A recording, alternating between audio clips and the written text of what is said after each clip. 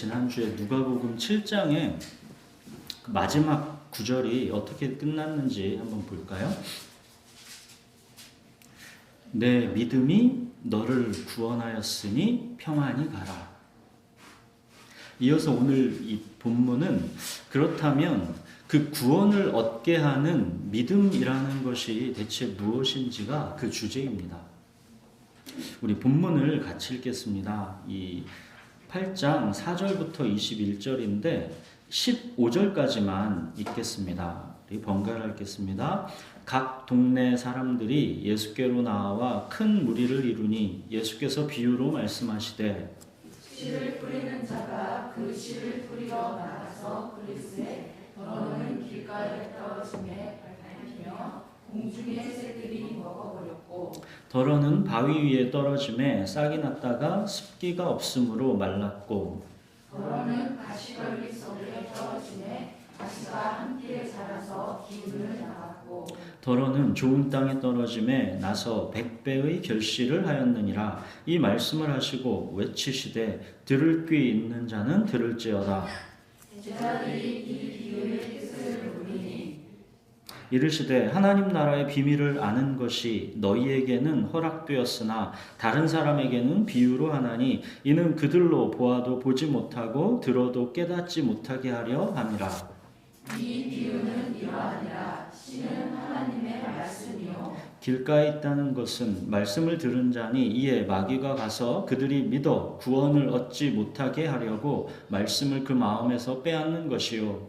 바위 위에 있다는 것은 말씀을 들을 때에 기쁨으로 받으나 뿌리가 없어 잠깐 있다가 시련을 당할 때에 변하는 자요. 가시떨기에 떨어졌다라는 것은 말씀을 들은 자이나 지내는 중 이생의 염려와 재물과 향락의 기운이 막혀 온전히 결실하지 못하는 자요.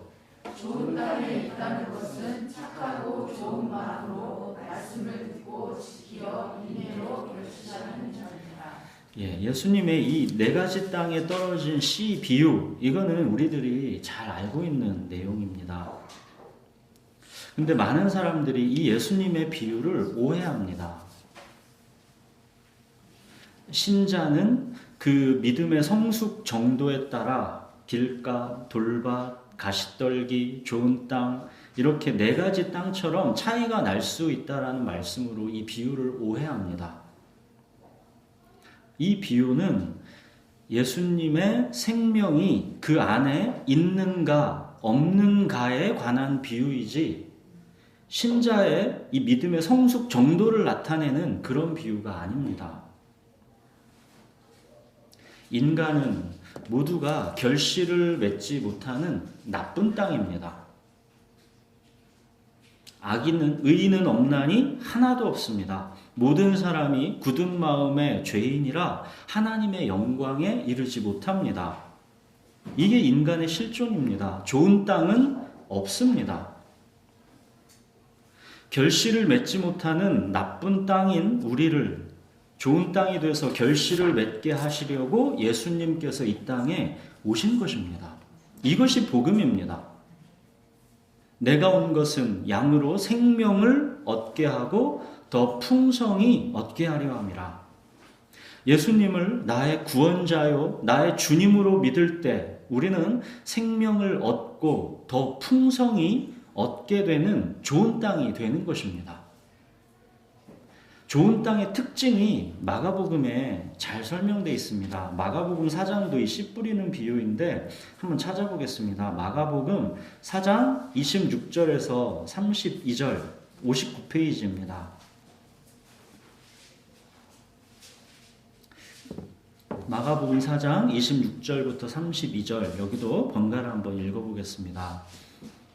또 이르시되 하나님의 나라는 사람이 씨를 땅에 뿌림과 같으니 그가 가나 짜고 깨고 하는 중에 씨가 나서 자라되 어떻게 그리 되는지를 알지 못하느니라. 땅이 스스로 열매를 맺되 처음에는 싹이요 다음에는 이삭이요 그 다음에는 이삭에 충실한 곡식이라.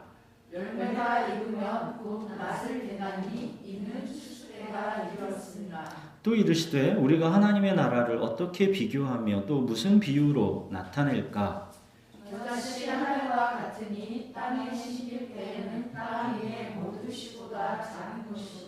심긴 후에는 자라서 모든 풀보다 커지며 큰 가지를 내나니 공중의 새들이 그 그늘에 깃들일 만큼 되느니라. 예, 좋은 땅의 특징은 그것이 어떻게 그리 되는지는 알 수가 없지만 시간의 지남에 따라 생명의 결실을 결국 맺게 된다라는 것입니다.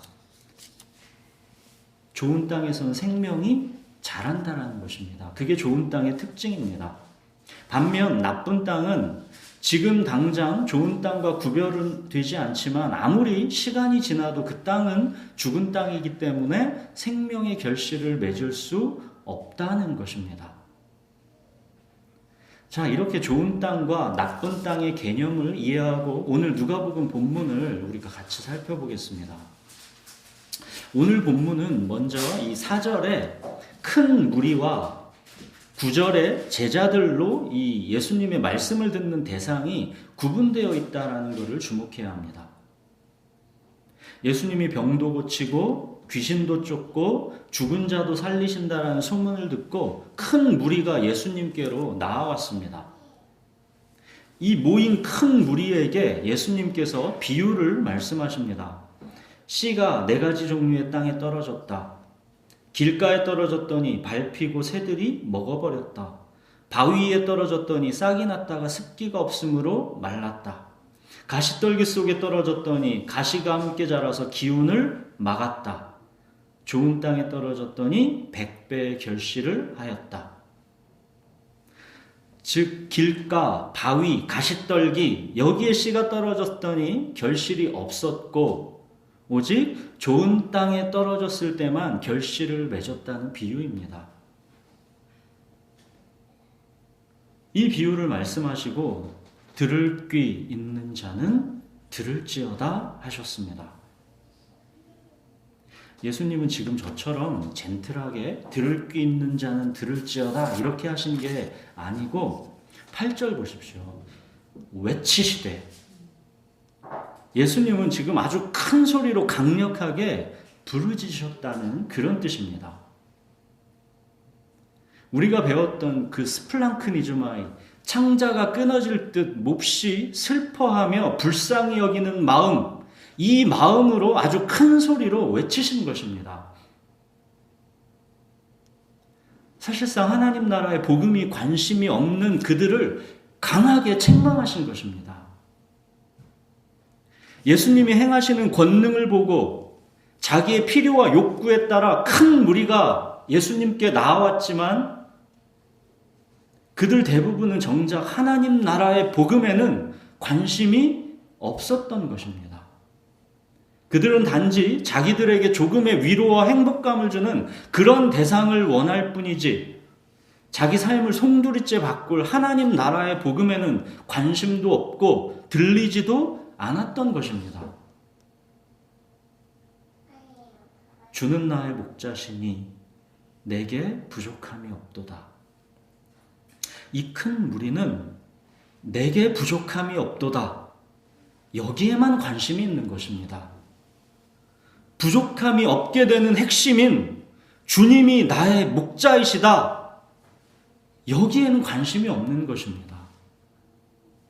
내가 여전히 나의 주인이고 내가 주인인 내 삶이 조금 더 만족하고 편안하고 행복하게 되는 것, 두렵지 않고 불안하지 않고 만사형통하게 되는 것, 이 부족함이 없는 삶에 나를 위하여 나를 인도할 신이 필요한 것뿐입니다.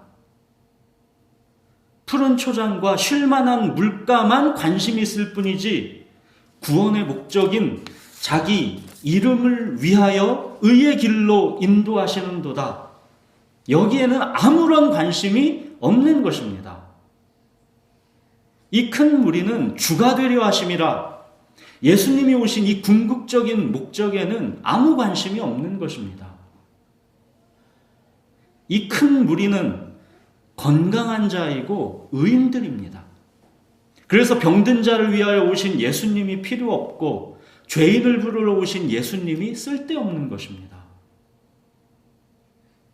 이 큰 무리에게 필요한 것은 예수님 자체가 아니라 단지 나에게 편안함과 만족과 행복을 지금보다 조금 더해줄 수 있는 예수님의 권능이 필요했을 뿐입니다. 목자이신 주님이 아니라 나를 위하여 나를 인도할 신, 알라딘 램프의 지니가 필요했을 뿐입니다. 이 큰 무리가 원하는 것은 나에게 만족과 행복을 주는 종교이지 예수님을 나의 구원자요 주님으로 믿고 따르는 신앙은 아닌 것이죠. 예수님께서 행한 모든 권능을 보고도 회개하지 않은 이 큰 무리가 사는 이 가버나움이라는 도시를 향해서 예수님께서 이런 책망도 하셨죠. 가버나움아, 네가 하늘에까지 높아지겠느냐? 음부에까지 낮아지리라. 네게 행한 모든 권능을 소돔에서 행하였더라면 그 성이 오늘까지 있었으리라. 내가 너희에게 이르노니 심판날에 소돔 땅이 너보다 견디기 쉬우리라. 큰 무리는 오늘 본문의 예수님의 이 비유의 말씀을 듣고 거의 다 흩어졌습니다. 큰 무리는 예수님의 말씀이 사실상 안 들린 것입니다. 그래서 예수님께서 크게 책망하시며 외치셨는데도 말씀을 그냥 흘려들은 것입니다. 들을 귀가 없기에 들리지가 않은 것입니다. 자, 그러고는 9절부터는 이제 제자들을 비롯한 이 소수의 무리만 예수님과 함께하는 그런 시간입니다. 제자들은 예수님이 말씀하신 비유가 참으로 궁금해서 그 비유의 뜻을 묻습니다. 이 제자들은 들을 귀가 있기 때문에 들린 것입니다. 들리니까 무슨 뜻인지가 궁금해진 것입니다. 예수님 말씀을 그냥 흘려버리는 게 아니라 그럼 어떻게 좋은 땅이 되는 것이지? 궁금해진 것입니다. 여러분, 천국은 이렇게 침노하는 자가 차지하는 것입니다.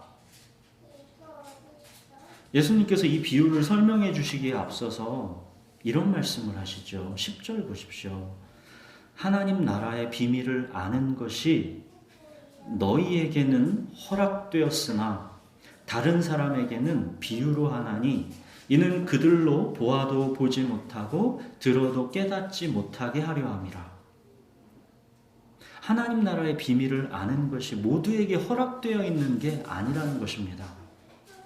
예수님이 행하시는 기적을 쫓아 큰 무리가 나와왔어도 그래서 대부분은 다 하나님 나라의 비밀을 듣지 못하고 흩어진 것입니다. 예수님이 그러셨죠. 요한복음 10장 한번 보십시오. 163페이지입니다.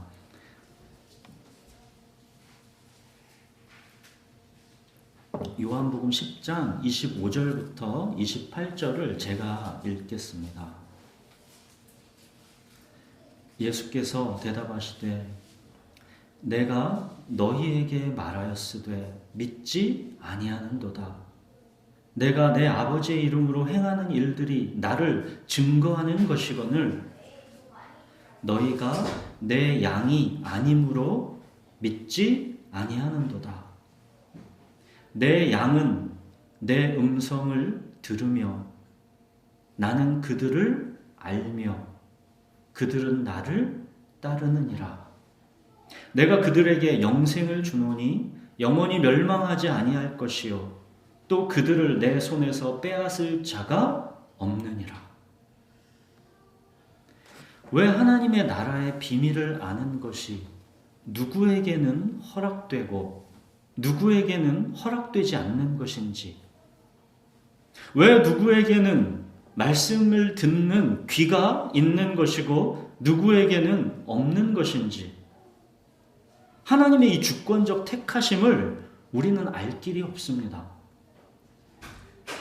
그러나 하나님의 이 주권적 택하심과 우리의 믿음, 이 두 가지는 동전의 양면입니다. 한 몸입니다. 하나님의 주권과 인간의 책임은 서로 모순되지 않는 것입니다. 하나님이 택하시고 부르신 자는 예수님을 나의 구원자요 주님으로 믿게 되는 것입니다. 또 그 어느 누구라도 예수님을 나의 구원자요 주님으로 믿는 자는 그가 바로 하나님이 택하시고 부르신 자입니다. 내 양은 내 음성을 들으며 나는 그들을 알며 그들은 나를 따르느니라. 자, 아무튼 그렇게 하나님 나라의 비밀을 아는 것이 허락된 자들에게 지금 예수님께서 이 비유를 풀어서 설명해 주십니다. 11절 보십시오. 씨는 하나님의 말씀입니다. 하나님의 말씀이라는 씨가 길가, 바위, 가시떨기, 좋은 땅 이렇게 네 종류의 땅에 뿌려집니다. 그러나 앞서 말씀드렸듯이 핵심은 나쁜 땅, 좋은 땅 이렇게 두 종류가 있을 뿐입니다. 말씀의 씨가 뿌려졌는데도 결실을 맺지 못한다는 측면에서 길가, 바위, 가시떨기는 종류만 다를 뿐 모두 나쁜 땅입니다. 자, 그럼 누가 결실을 맺는 좋은 땅이라 하십니까? 15절 보십시오. 착하고 좋은 마음으로 말씀을 듣고 지키어 인내로 결실하는 자. 그가 좋은 땅이고 그가 예수님의 양입니다. 여기 쓰인 이 지키다 라는 동사 있죠. 듣고 지킨다 할 때 이 지키다.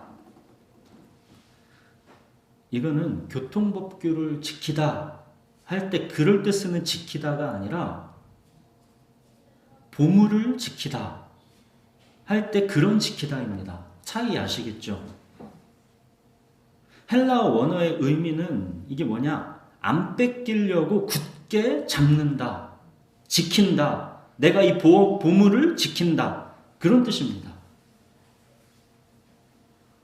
말씀을 듣고 그 말씀을 안 뺏기려고 굳게 잡는 자, 그가 좋은 땅입니다. 말씀을 밭에 감추인 보화로 여기기 때문에 그 보화를 혹시라도 놓칠까봐 굳게 잡는 것입니다. 나의 소유를 팔아 그 보화가 감추어진 밭을 사는 것입니다. 물론 좋은 땅이어도 주님께서 택하시고 부르신 양이어도 옛사람의 습성이 남아있지요. 돌밭처럼 시련을 당하면 힘들어서 잠시 배반하기도 하고 가시떨기 땅처럼 살아가는 동안에 근심과 재물과 인생의 즐거움에 사로잡혀서 잠시 헤매기도 하지요. 그러나 그거는 자라는 과정일 뿐 결과가 될 수 없습니다. 옛사람의 습성이 육체에 남아있을 뿐이지 그 땅의 본성은 다시 태어난 새로운 피조물, 좋은 땅입니다. 여러분, 땅의 본성 자체가 여전히 돌밭이고 가시떨기 땅인 거랑 땅은 이미 좋은 땅인데 옛사람의 습성, 돌밭과 가시떨기 밭의 그 옛 습성이 그 육체에 남아있는 거랑은 완전히 다른 것입니다. 흙에 뿌리를 단단히 뻗고 있는 나무랑 뽑혀서 장식해 놓은 나무랑 지금 당장 눈에 보이기에는 비슷해 보이죠. 근데 시간이 지나면 어떻게 됩니까? 심겨 있는 나무는 결실을 맺게 되고 뽑혀 있는 나무는 말라서 죽게 됩니다. 하나님께서 택하시고 부르신 이 좋은 땅은 자라서 결국 결실을 맺게 된다는 것입니다. 모든 것이 합력하여 마침내 결실을 맺게 하시는 분이 하나님이시기 때문입니다. 하나님의 은사와 부르심에는 후회하심이 없다 하는 것입니다. 모든 일을 그의 뜻의 결정대로 일하시는 전능하신 하나님의 선택은 실패할 수가 없는 것입니다. 예수 그리스도의 생명이 심겨 있는 구원받은 영혼, 하나님께서 택하시고 부르신 하나님의 자녀는 좋은 땅이기 때문에 생명을 얻고 더 풍성히 얻게 되는 이 생명의 결실을 반드시 맺게 되어 있는 것입니다. 결실을 얻기까지 말씀이라는 씨를 마음에 품고 빼앗기지 않으려고 굳게 잡고 인내하고 기다리는 것, 이걸 믿음이라 하는 것입니다. 이 믿음이 있는 자를 좋은 땅이라 하는 것입니다. 말씀을 마음에 품는 땅이 좋은 땅입니다. 마음에 품어 결실하는 땅, 그 땅이 좋은 땅입니다. 말씀을 마음에 품으면 때가 돼서 반드시 결실을 맺습니다. 하나님의 말씀은 곧 실현이기 때문입니다. 여러분 잘 생각해 보십시오. 우리에게 말씀을 마음에 품는 본성, 이게 어디서 난 것 같습니까? 왜 우리에게 들을 귀가 있어서 말씀이 들리는 것이겠습니까? 하나님의 말씀이 듣고 싶어지고 들리고 믿어진다라는 게 너무도 신기하지 않습니까? 이게 어떤 우리의 선한 성품, 우리의 열심, 노력, 여기에서 나는 것이겠습니까? 새 영, 새 마음을 주신 분은 우리를 택하시고 부르신 하나님이십니다. 말씀을 마음에 품는 본성, 이 새 영, 새 마음은 하나님께서 주권적으로 우리에게 주신 것입니다. 굳은 마음을 제하시고 부드러운 마음을 주신 것입니다. 여전히 우리에게는 옛사람의 습관이 남아있어서 때로는 돌밭처럼 어려움을 당하면 두려워서 주님을 잠시 배반하기도 하지요. 때로는 가시떨기처럼 이생의 염려와 재물과 즐거움에 기운이 막혀서 잠시 주님을 외면할 때도 있지요. 그렇게 돌밭 같기도 하고 가시떨기밭 같기도 한 그런 연약하고 고집스러운 순간들이 분명히 우리에게 있습니다. 그러나 이거는 우리가 이 땅을 살아가는 동안 남아있는 그냥 옛사람의 잔재일 뿐이지 영원히 새로워진 우리의 새 본성은 아닙니다.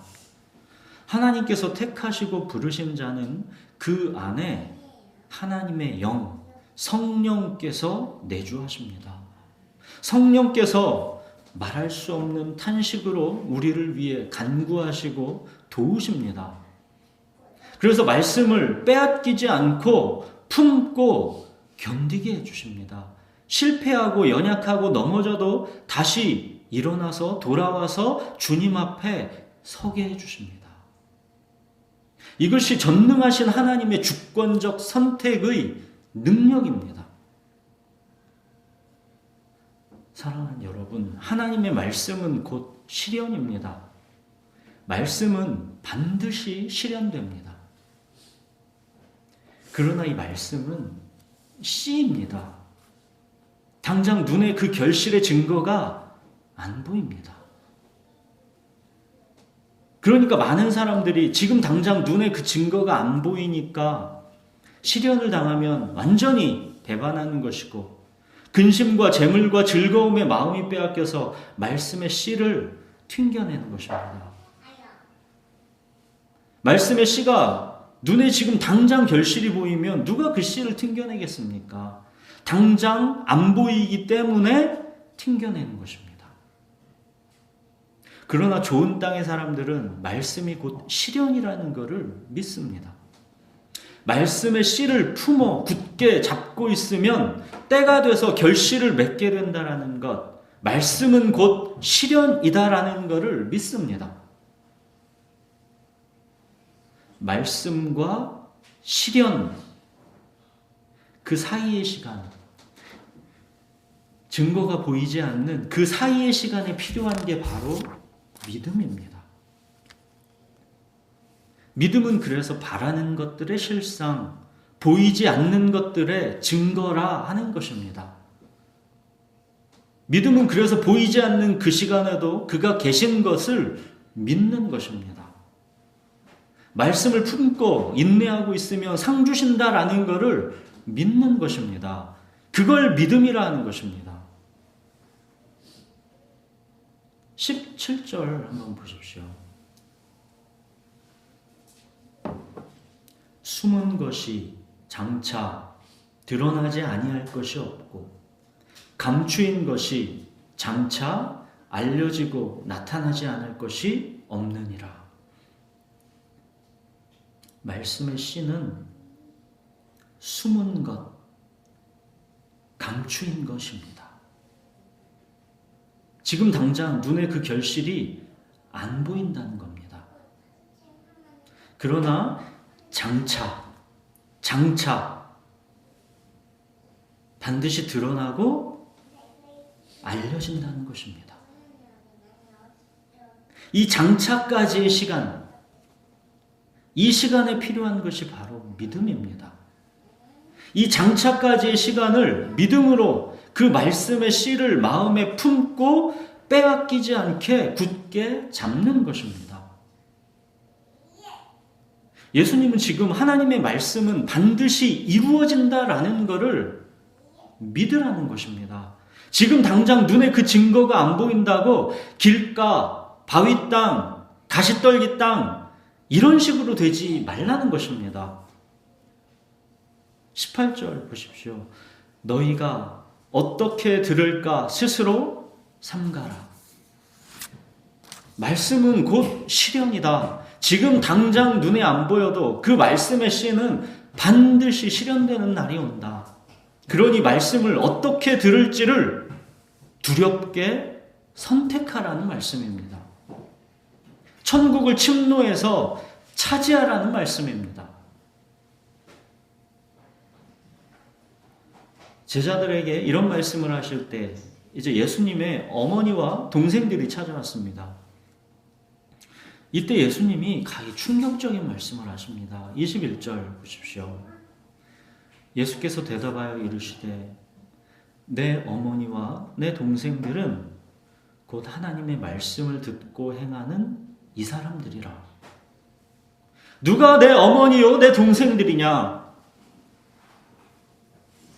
하나님의 말씀을 듣고 행하는 너희들, 말씀을 마음에 품는 좋은 땅인 너희들이 바로 내 가족이다 하시는 것입니다. 사랑하는 여러분, 오늘 본문은 예수님께서 말씀을 마음에 품는 이 믿음이 얼마나 중요한지를 외치시는 것입니다. 겨자씨만한 믿음도 참으로 갖기 어려운 우리의 그 연약한 본성을 스플랑크니조마이 불쌍히 여기셔서 외치시는 것입니다. 여러분, 우리가 얼마나 믿음이 없습니까? 정말 겨자씨만한 믿음조차가 우리에게 없지요. 주여 믿음 없음을 불쌍히 여겨 주십시오. 그러면서 우리가 예수님의 발 앞에 엎드려야 하는 것입니다. 여러분, 지금 설교하는 저는 이 수준에서 젠틀하게밖에 말하고 있지 못하지만 이 본문에서 예수님은 큰 소리로 외치시는 그런 심정인 것입니다. 외치시되 들을 귀 있는 자는 들을지어다. 너희가 어떻게 들을까 스스로 삼가라. 누가 내 어머니요 내 동생이냐? 곧 하나님의 말씀을 듣고 행하는 너희들이 내 가족이다. 사랑하는 여러분, 말씀을 믿음으로 결부시키는 자, 말씀을 마음에 품어 빼앗기지 않으려고 굳게 잡고 인내하는 자, 그가 좋은 땅입니다. 그가 예수님의 가족입니다. 좋은 땅은 비록 지식이 부족해서 예수님의 여러 말씀들 중에 그저 한두 가지 옷자락 스치듯이 내게 들렸을 뿐이어도 그 옷자락을 붙잡습니다. 그 말씀을 누가 하시는 것인가? 말씀을 곧 살아계신 하나님으로 꽉 붙잡는 땅, 그 땅이 좋은 땅입니다. 여러분, 지식적으로 똑똑한가의 문제가 아닙니다. 하나님 경외함의 문제입니다. 그 말씀을 누구의 말씀으로 받는가의 문제입니다. 좋은 땅은 그 말씀을 결코 사람의 말로 받지 않습니다. 살아계신 하나님의 말씀으로 받습니다.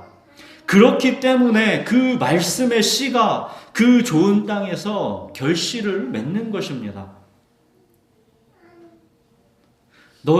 너희가 우리에게 들은 바 하나님의 말씀을 받을 때에 사람의 말로 받지 아니하고 하나님의 말씀으로 받음이니 진실로 그러하도다. 이 말씀이 또한 너희 믿는 자 가운데서 역사하느니라. 여러분, 좋은 땅이 처음부터 성숙해 있는 게 아니죠.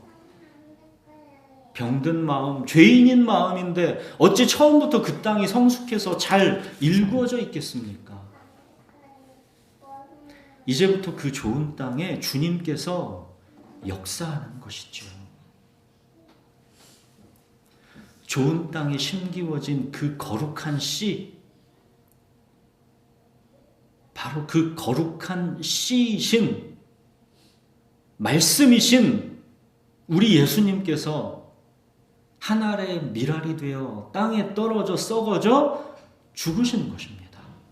그 거룩한 씨가 죽었기 때문에 나의 굳은 마음이 제거되고 부드러운 마음으로 땅이 변하게 된 것입니다. 이렇게 새 마음, 새 영이 부어졌기 때문에 이제는 성령이 그 땅 안에서 역사하기 때문에 그 땅은 좋은 땅이 돼서 결실을 맺을 수 있게 되는 것입니다. 그래서 구원을 얻게 하는 믿음은 우리에게 난 것이 아니라는 것입니다. 하나님의 선물이라고 하는 것입니다. 여러분, 우리가 살펴봤던 누가복음 7장의 이방인 백부장을 생각해 보십시오. 죽은 외아들을 다시 얻은 그 과부를 생각해 보십시오. 예수님께 죄사함을 받은 죄인인 그 여자를 생각해 보십시오. 자, 이들에게 말씀의 씨가 떨어졌는데 과연 그들이 길가처럼 말씀을 그냥 버릴까요? 돌밭처럼 잠깐 기쁘게 믿다가 시련을 당할 때 배반할까요? 가시떨기처럼 이생의 염려와 재물과 즐거움에 기운이 막혀서 결실을 못할까요? 오호라, 나는 곤고한 사람이로다. 누가 이 사망의 몸에서 나를 건져내랴. 이 병든 자요 죄인인 사람들은 하나님의 말씀을 듣고 그 말씀을 마음에 품고 빼앗기지 않으려고 굳게 잡고 인내하게 됩니다. 완벽함을 말하는 게 아니죠. 좋은 땅의 특징은 완벽함이 아닙니다. 잘하는 게 좋은 땅의 특징입니다. 베드로도 어려움이 오니까 예수님을 저주하면서 3번이나 부인했죠. 우리는 매일 실패하고 매일 연약해서 넘어지죠. 그러나 좋은 땅은 넘어지고 실패한 그 자리에서 또 주님의 말씀을 듣습니다. 그 말씀을 또 마음에 품고 또 일어섭니다. 그 자라는 과정을 통해 주님께서 모든 것을 합력하여 선을 이루게 하십니다. 비록 우리의 옛사람이 잠시 우리를 넘어뜨리게 할 수는 있어도 그게 끝은 아닙니다. 모든 일을 그의 뜻의 결정대로 일하시는 전능하신 주님의 계획에 따라 우리의 모든 실패와 연약함까지도 합력해서 선을 이루어내십니다. 그게 바로 예수님께서 오셔서 나쁜 땅인 우리를 좋은 땅으로 바꾸어 주신 특권입니다. 사랑하는 여러분, 눈에 보이는 것으로 판단해서 이 세상을 살아가지 마십시오. 돌밭이나 가시떨기의 그 옛사람을 벗어버리고 이제는 좋은 땅답게 말씀을 마음에 품고 굳게 붙잡는 새 사람으로 살아가십시오. 내 믿음이 너를 구원하였으니 평안히 가라. 말씀을 마음에 품고 그 말씀을 빼앗기지 않도록 굳게 잡는 그 믿음이 우리를 구원하고 우리를 평안 속으로 들어가게 하는 것입니다. 주는 나의 목자시니 내게 부족함이 없도다. 자, 우리가 올해 들어 계속 반복해온 이 말씀부터 한번 적용해 보십시오. 이 말씀을 듣자마자 휙 길가에 흘려버리지 마십시오. 이 말씀을 잠시 기쁨으로 받았다가 뿌리가 없어서 잠깐 믿다가 시련을 당할 때 이 말씀을 의심해서 버려버리지 마십시오. 삶의 현실을 살아가면서 염려와 재물과 즐거움의 마음을 온통 빼앗겨서 이 말씀을 죽은 말씀이 되게 하지 마십시오. 주는 나의 목자시니 내게 부족함이 없도다. 이 말씀을 마음에 품고 이 말씀을 빼앗기지 않도록 굳게 잡으십시오. 전능하신 주님이 나의 목자이심을 어느 순간에도 잊지 말고 굳게 붙잡으십시오. 내가 나의 만족과 편안함의 길로 스스로 주인 되어 살면서 주님은 그저 필요할 때만 금송아지처럼 끌고 다니려고 하지 마시고 목자이신 주님께서 말씀으로 인도해 주시는 길로 따라가십시오. 그럼 주는 나의 목자시니 내게 부족함이 없도다. 이 말씀은 반드시 우리 삶의 현실 가운데서 실현돼서 주님을 따라가는 우리에게 부족함 없는 안식을 누리게 해주실 것입니다. 우리 기도하겠습니다.